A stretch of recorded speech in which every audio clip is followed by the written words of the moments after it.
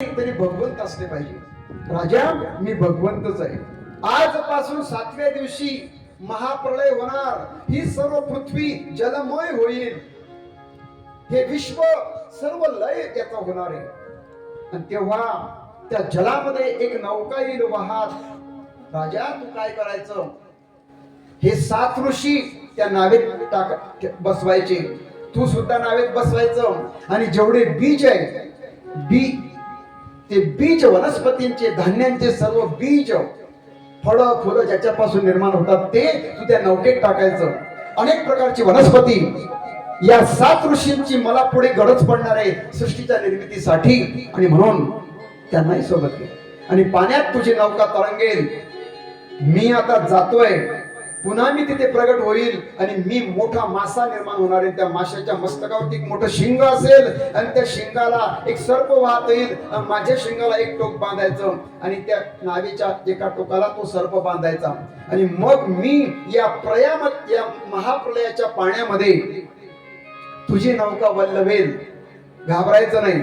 आणि मग तू मला काही प्रश्न विचारशील आणि त्याचे उत्तर मी तुला देणार. 7 दिवस तुझा माझा संवाद चालेल. आणि त्याच्यामधून जे निघेल ते मत्स्य पुराण निघेल आणि त्या पुराणाची निर्मिती होईल. गोपाल कृष्ण भगवान की जय.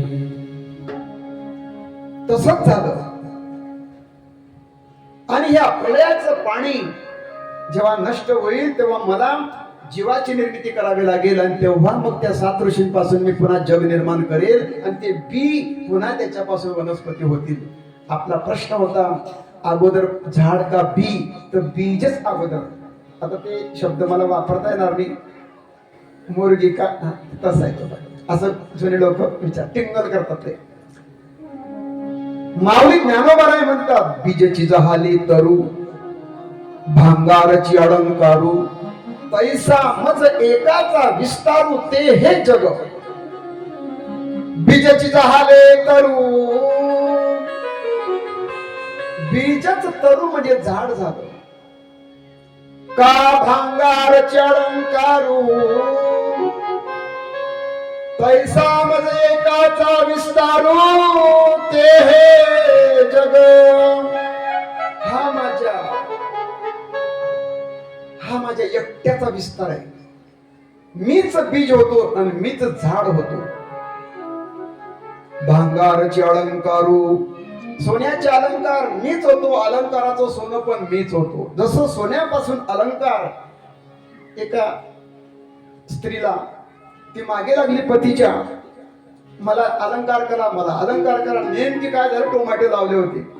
असा भाव सापडला, 8 लाखाचे टोमॅटो झाले.